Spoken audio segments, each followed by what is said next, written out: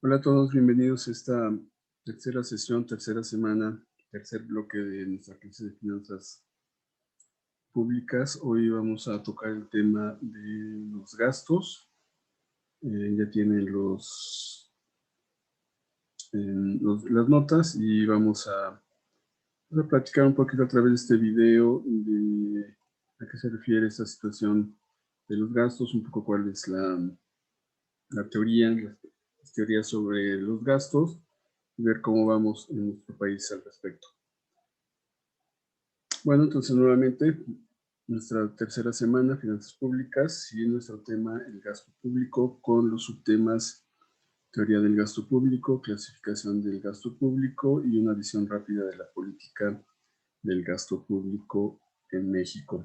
Bueno, primero entender que el gasto público son las erogaciones que realiza el conjunto de entidades estatales de un país, y no estatales no me refiero a los estados, sino todo lo que conforma, en este caso básicamente la administración federal.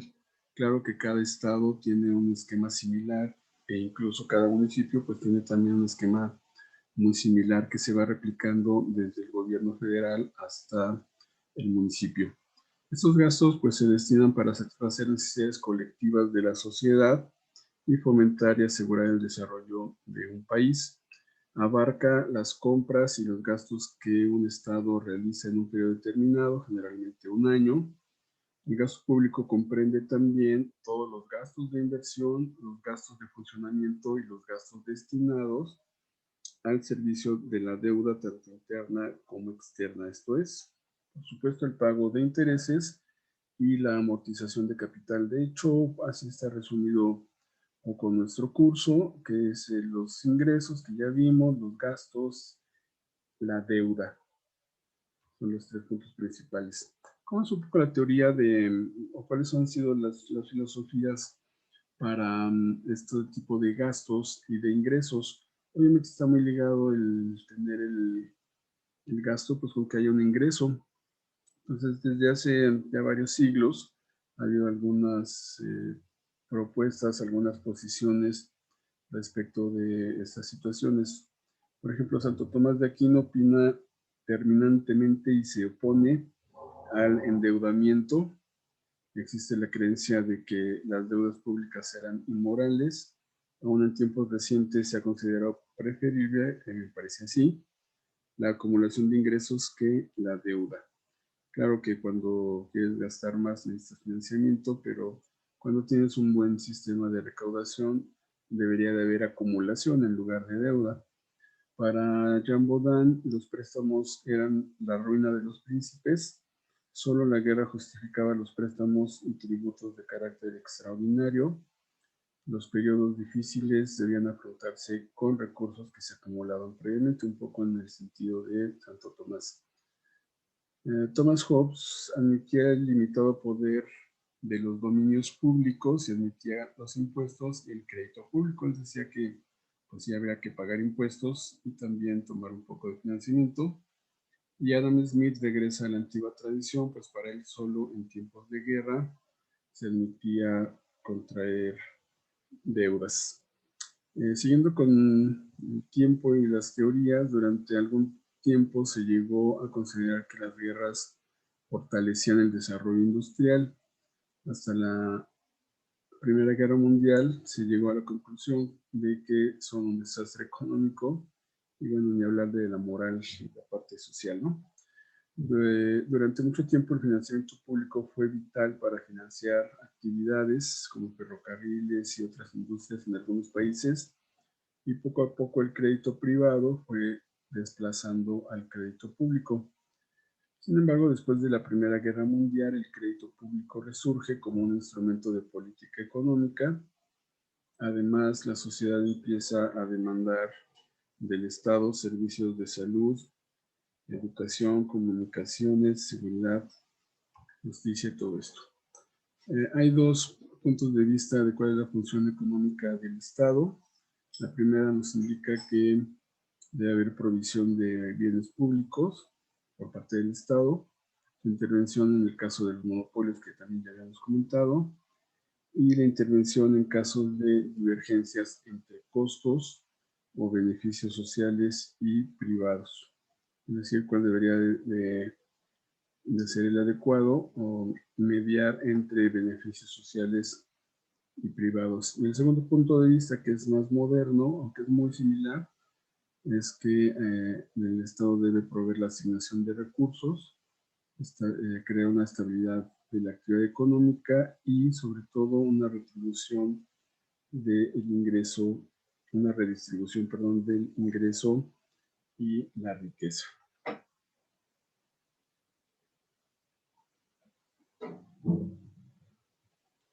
El gasto público adopta dos formas distintas. La primera son las compras del Estado.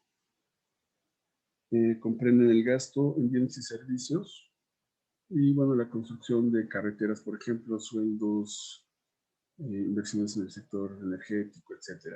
Entonces, es básicamente a través de compras. Y la segunda forma es a través de transferencias del Estado, que aumenta las rentas de determinados grupos como ancianos o desempleados. El gasto público determina las dimensiones relativas del sector público, del privado, en la parte, por ejemplo, del PIB, y donde se consume colectivamente y no en forma privada. Entonces, el gasto es muy importante porque es una devolución realmente de los impuestos a la economía. Claro que sí veremos algunas otras teorías, porque en teoría, precisamente, y que sea redundante, no se regresa en total, ¿no?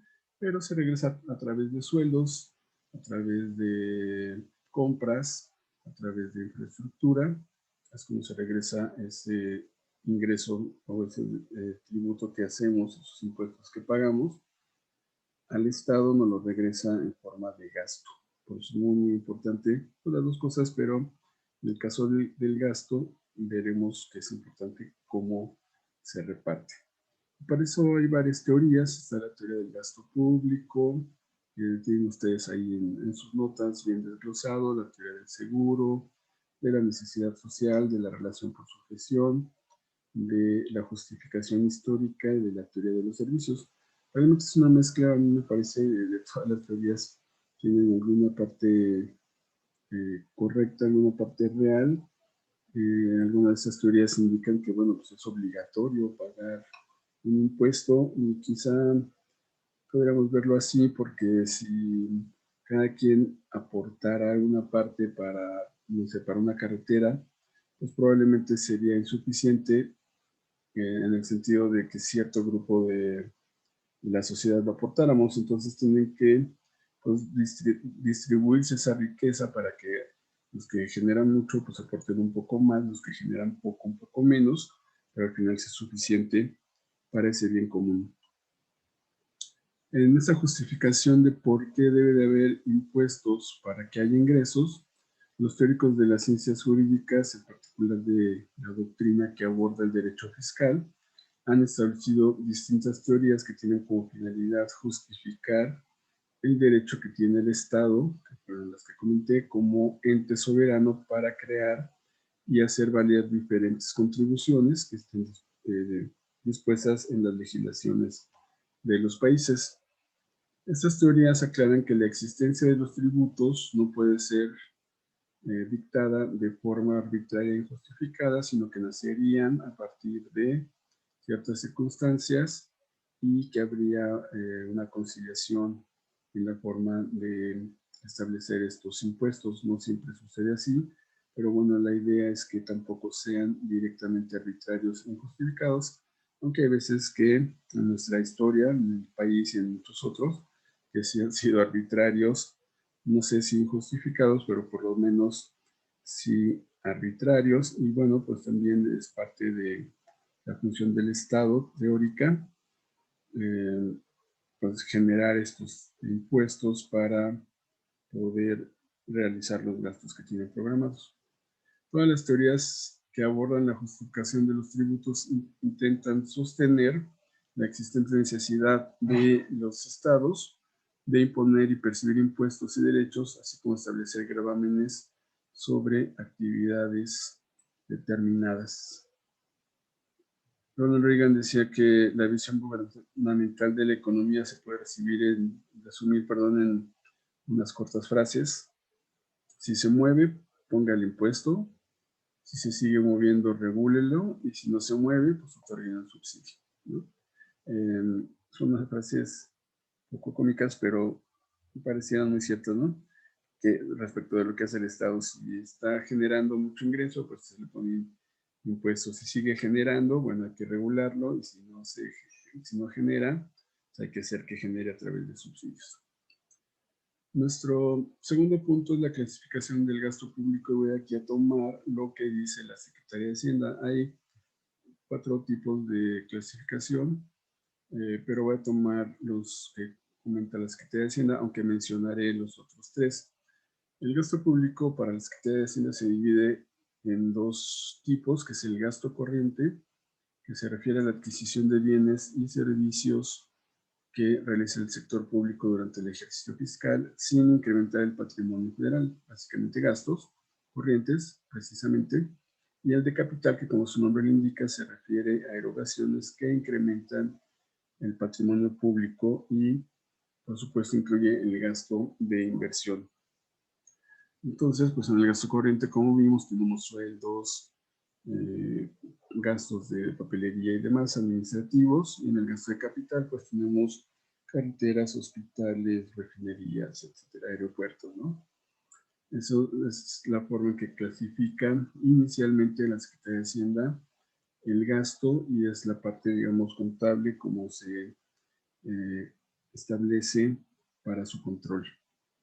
Aquí vamos a ver precisamente las estadísticas de gasto corriente y el gasto de capital, que están en la página del Banco de México. Tenemos el gasto presupuestario y cómo se ha comportado en los últimos 3 meses. Por supuesto que debería de ir creciendo.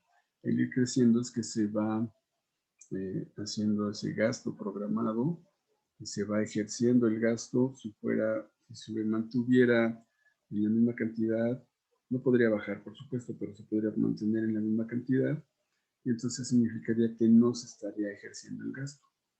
Aquí se ve que se está ejerciendo porque vemos que está creciendo. Tenemos el gasto programable, que ya también comentamos, y el gasto corriente.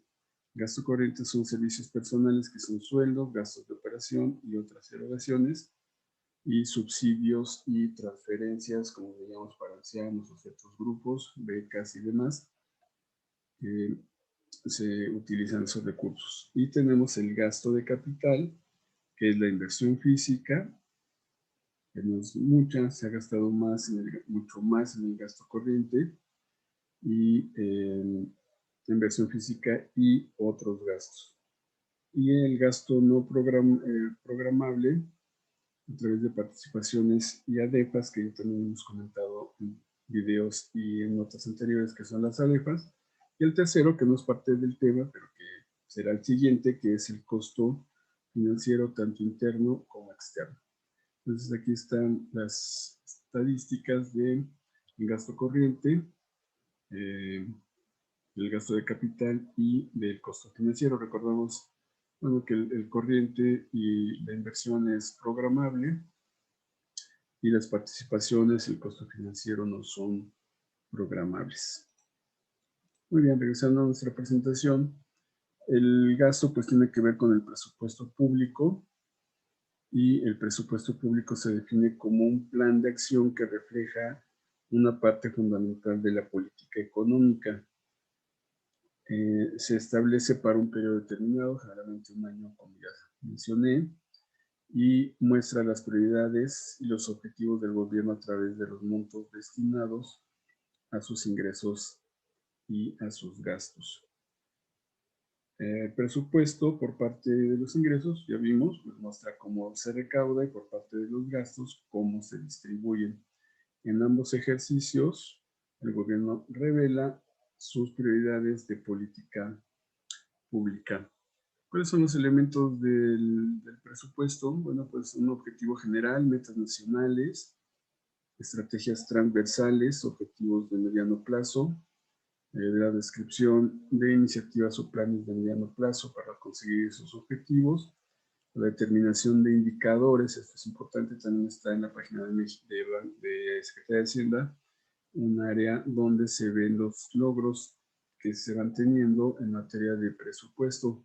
El problema quizá es que si no se logran, no hay ninguna sanción. Es decir, si, por ejemplo, tenía que construirse un hospital en 3 meses y no se construye en 3 meses, no hay sanciones.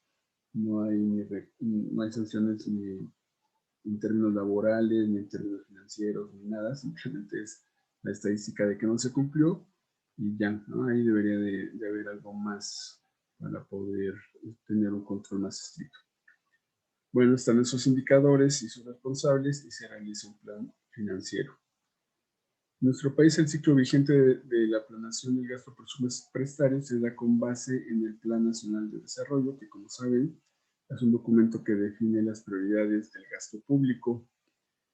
También se definen metas para el siguiente año presupuestario y se contemplan los planes sectoriales que se generan con una proyección de 5 años hacia adelante. Este ciclo presupuestario es un proceso que permite organizar en distintas etapas: planeación, programación, presupuestación, ejercicio, control, seguimiento, evaluación y rendición de cuentas, el ejercicio de los recursos públicos en determinado periodo. La aprobación del presupuesto de egresos de la Federación es mucho más rápido que el de la Ley de Ingresos. Este presupuesto solo pasa por la Cámara de Diputados y se aprueba a más tardar el 15 de noviembre. Y una vez en el siguiente año, cuando se ha ejercido el presupuesto, se presenta la cuenta pública. ¿Qué es la cuenta pública? Pues la cuenta pública es el nombre oficial que se le da al gasto público una vez que ha sido llevado a cabo. Y entonces se revisa, ya veremos, la cuenta pública. Eso es lo que se revisa. Muy bien, nuestro último punto, que no será tan rápido, es una visión de la política del gasto público en México.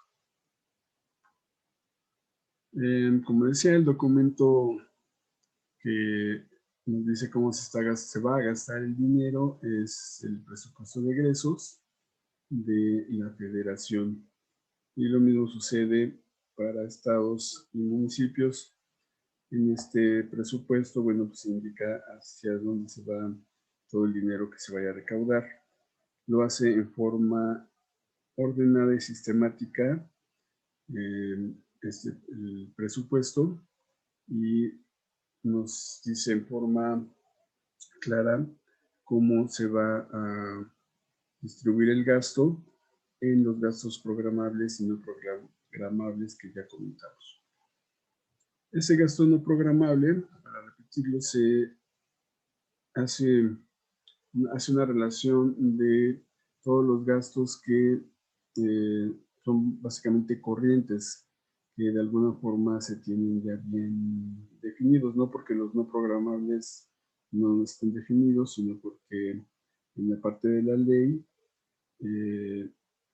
depende, hay ciertas variables que no permiten definir exactamente cuánto se va a ir para, por ejemplo, para entidades federativas o municipios, porque dependerá de ciertas variables. Esto quiere decir que para el gasto programable, aunque se tiene una cantidad ya presupuestada, no se sabe exactamente cuánto se le dará a ciertas entidades, a ciertas variables. Por ejemplo, hay, como saben, muchos fondos, bueno, quitaron algunos, pero siguen otros, por supuesto.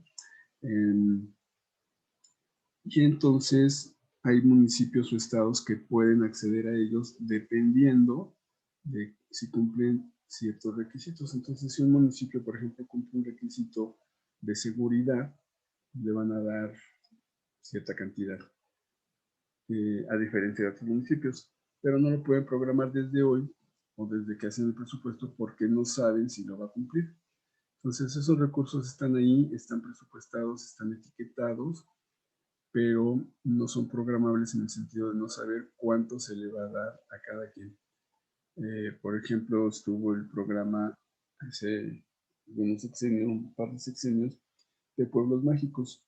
Entonces había una cantidad no programable para pueblos mágicos y no se podía decir, no se podía definir, van a ser 3 millones para Metepec, 2 para Tasco y 1 para Guanajuato.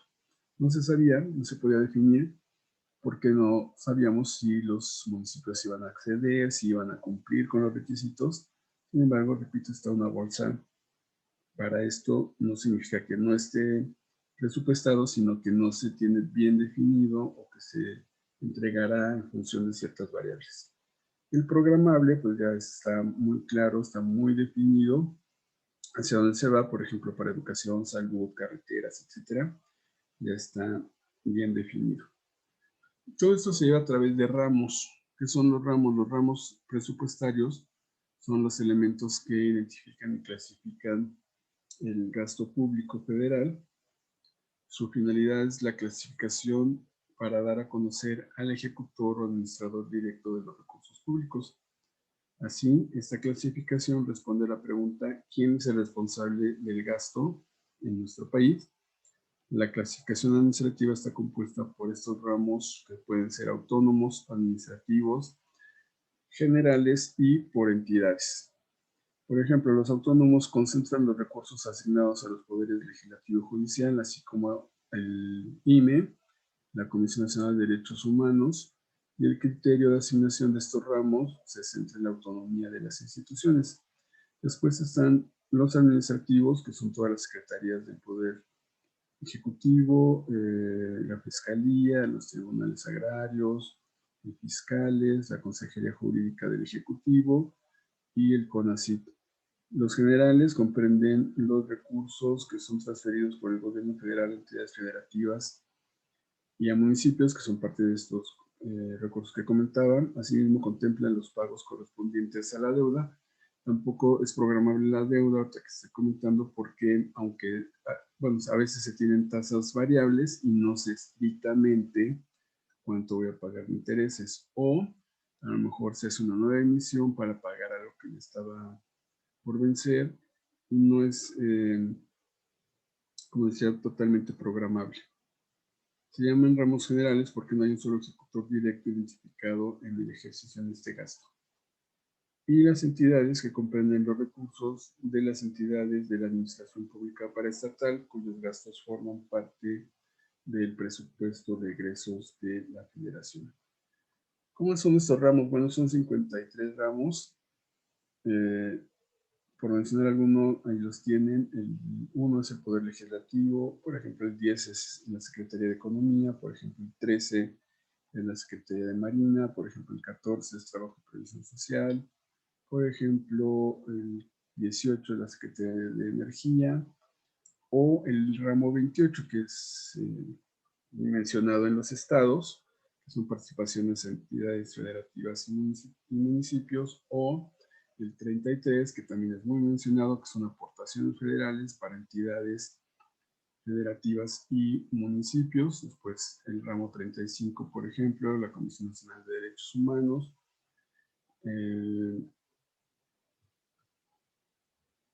El ramo 50, por ejemplo, es del IMSS y el 53 es de la Comisión Federal de Electricidad.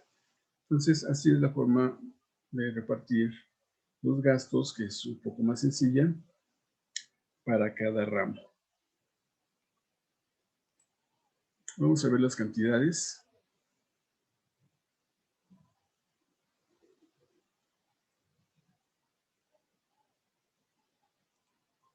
En nuestros egresos. Como ya vimos también, pues, en los ingresos tiene que ser la misma cantidad. Se estima un egreso de 6.295.736.2 millones de pesos. ¿Y cómo se va a gastar?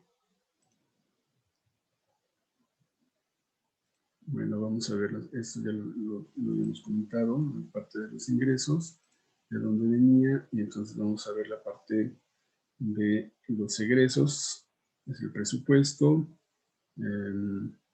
Aquí está más o menos dividido, cómo es para trabajo y bienestar. La parte más fuerte es seguridad social y salud, educación y fortalecimiento energético. Le van a meter buen dinero a esa parte de fortalecimiento energético. Aquí está definido: educación 837,000 millones, seguridad social y salud 1,412,647 millones, fortalecimiento energético, lo comentaba hace un momento, 1,009,000 millones, transportes 302,000 millones, gobierno de los mexicanos 14,000 millones, seguridad 223,000 millones, órganos autónomos que ya comentamos 144,000 millones, y esto es la forma en cómo va a estar, o cómo están ya, estamos en mitad de año, definidos los gastos. Gasto programable, que ya lo comentamos, 4 billones, que es el 73%, y que ya comentamos que es para desarrollo social, desarrollo económico y gobierno, y 1,677,000 millones, que es el 27%, para cubrir intereses, comisiones y otros gastos no programables, como veíamos para la repartición de estados y municipios. Tenemos esta clasificación también funcional que tiene que ver con desarrollo social, desarrollo económico y gobierno en cuanto a las funciones. Así es como se va a establecer o cómo se definirían los montos. En cuanto a la clasificación administrativa, esta sería la tercera. Vimos la primera con el gasto corriente y el de capital. Acabamos de ver la segunda. Esta tercera es la clasificación administrativa, que es quién gasta. La anterior fue para qué se gasta, y probablemente la primera podremos nombrarla como cómo se gasta. En la clasificación administrativa diríamos que para entidades de control directo y empresas del Estado, 2 billones, para el Poder Ejecutivo 1 billón, ramos otro billón, y los autónomos quedan igual, con 144,000 millones. ¿En qué se gasta? Que sería nuestra cuarta clasificación, que es la clasificación económica, donde está gasto corriente, de inversión y de pensiones. Bueno, será la tercera, es similar a la anterior, veremos una cuarta. Muy bien. Regresando a nuestra presentación, voy a tocar algunos ejemplos que ustedes tienen ahí en la ley, algunos que me parecieron importantes. Bueno, primero, por ejemplo, los ramos autónomos. Ahí está cómo está desglosado: Cámara de Senadores, de Diputados. A estos señores les van a dar 14,000 millones de pesos, pero bueno. Consejo de la Judicatura, 63,000 millones, y así están definidos para estos ramos autónomos. Después, por ejemplo, para el ramo 40, que es el INEGI, 7,000 millones, que incluye, por supuesto, todas las actividades que hace el INEGI, que requiere pues, los gastos, ¿no? El dinero, como censos y demás. Ramos administrativos, ahí los ven. Estos son los ramos: el 2 que ya comentamos, de la presidencia, 800 millones, gobernación 5,000 millones, Hacienda 20,000, la defensa 112,000 millones. Ramos generales: aportaciones a seguridad social 961,000 millones, ramo 24 541,000 millones, que es no programable. Participaciones en entidades federativas 921,000 millones, y eso es lo que decía. O sea, sí está definido en los 921,000 millones, pero no se tiene bien definido a qué estado le toca cuánto, porque depende de ciertas variables. Empresas del Estado: Petróleos Mexicanos 544,000, CFE 417,000 millones, no programable para pagar las deudas de estas empresas, 141,000 millones, para Petróleos, 29,000 para CFE. Y bueno, llegamos al total. Y un poco más de desglose, que repito, lo tiene ahí, cuánto es para la presidencia, específicamente 14 millones. Esto ya está en millones porque en el caso de, en pesos, perdón, porque en el caso del gasto sí se van hasta el detalle de cuántos pesos se debe de ganar o de gastar. 14 millones, gobernación, relaciones exteriores y demás. Nuevamente algunos ramos, salud 8 mil millones.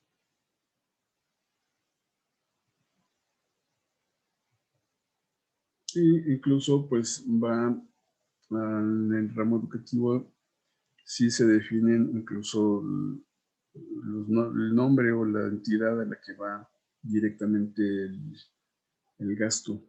Por ejemplo, el colegio de posgraduados son 1,000 millones. Chapingo, 2,000 millones. Centro Nacional de Metrología, 150 millones. Obviamente para las inversiones y sobre todo para los sueldos, ¿no? La UNAM, 14 mil millones, la Metropolitana, 3 mil millones, la Pedagógica Nacional, solo 107 millones, Colegio de México, 598, los tecnológicos, 5 mil millones, y así están definidos exactamente cuánto será para cada uno. Hospitales, 230 millones, y por ejemplo para este Hospital Juárez, 230 millones, 492,370 pesos. Y el problema es pues, que si por alguna razón necesitan más, pues tienen que ajustarse porque esto es lo que ya está definido, ¿no? Esa es la razón por la, bueno, relacionado también con eso que estoy comentando ahorita, que seguiré, por la que a veces pues no hay plazas o no hay presupuesto, aunque sí haya dinero, pero no está el presupuesto, ahorita lo comento. Ahí están algunos sueldos: secretario de Estado hasta 140,000, subsecretario 139,000, jefe de unidad 135,000, hasta personal de enlace 23,000 y el operativo 20,000, cuanto en efectivo, cuanto en especie. ¿Cuántos puestos hay? Por ejemplo, 137 directores de áreas, 3 técnicos ahí en la auditoría de la Federación, 4 auditores, etcétera. Entonces aquí la situación es que de pronto, no sé, está un titular de unidad y se requiere una nueva unidad, por ejemplo, pero pues solo hay 5 y se quiere hacer la sexta, entonces aunque haya recursos no se puede hacer la sexta porque están programados 5, y eso diría yo que es una de las fallas que tienen estos esquemas, que no son tan flexibles. Bueno, en cuanto a los proyectos para este año, destacan, como seguramente sabrán, pues el Tren Maya, Santa Lucía y Dos Bocas, ¿no? Para esto hay una asignación de 132,000 millones. Para el Tren Maya, 36,288 millones. Para el corredor interoceánico del Istmo de Tehuantepec, 3,000 millones. Para el aeropuerto, 21,000 millones para este año. Y para Dos Bocas, 45,000 millones. Estos son, digamos, los proyectos más grandes que están definidos en el presupuesto de egresos. Este presupuesto de egresos prevé finalmente un déficit de 718,193 millones de pesos, que ya veremos en nuestro siguiente tema de deuda, bueno, cómo se financiarán precisamente con deuda, pero cómo, qué tasas y más. Y pues al haber un déficit necesariamente tiene que ser cubierto con financiamiento.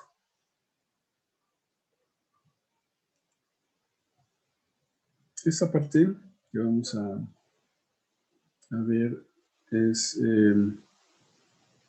la parte de Hacienda. Bueno, la tecnología no tiene palabra. Pero bueno, la idea era, revísenlo por favor, ver cómo está precisamente esto del presupuesto y los gastos, aunque es muy similar a lo que hemos estado viendo. Antes de terminar con esto, nada más quiero mostrarles hasta qué nivel puede llegar el desglose del presupuesto. Aquí está lo que van a ver enseguida, tiene que ver con el registro de los gastos, y vamos a ver que hay hasta un registro de hasta casi 20,000 datos de los gastos y cómo se van registrando cada uno de ellos. Es mucho detalle y seguramente es bastante complejo con la tecnología que hay controlarlo, pero por ejemplo aquí empieza con el ramo, que recuerdan que el 53 era de la comisión, y pues va poniendo todas las claves y demás. Estos, lo voy a subir para que lo puedan tener. Y va poniendo los montos. O sea, aquí va asignando ya todos los montos. Qué tipo de gasto es, por ejemplo, programable, decíamos para quién, para la Comisión Federal. Son, para la Comisión simplemente eso es todo su presupuesto. Ya vamos en 600.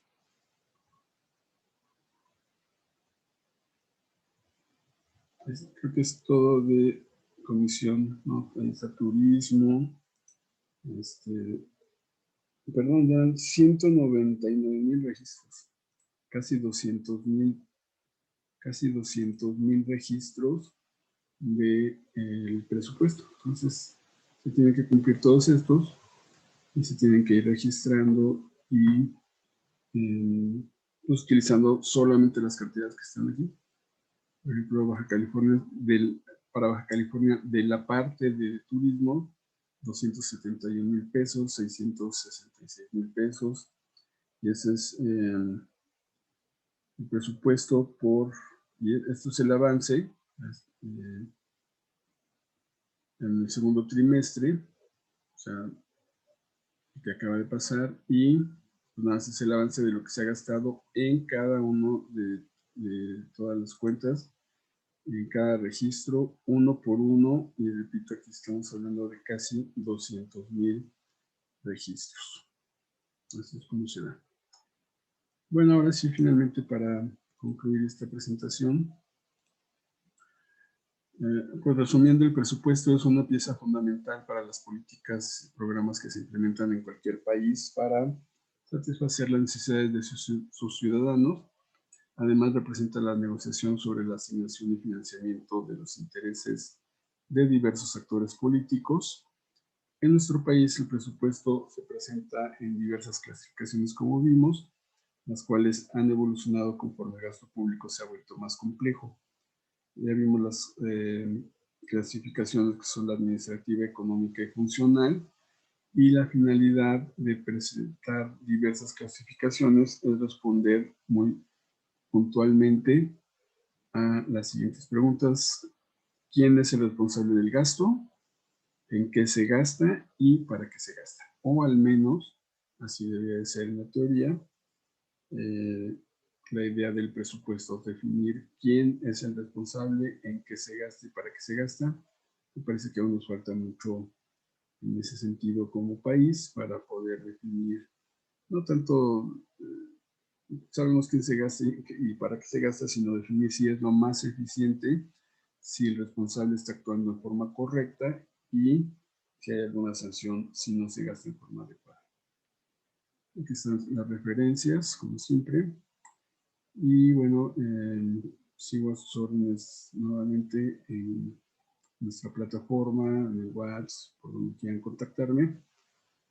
Que tengan una muy buena semana.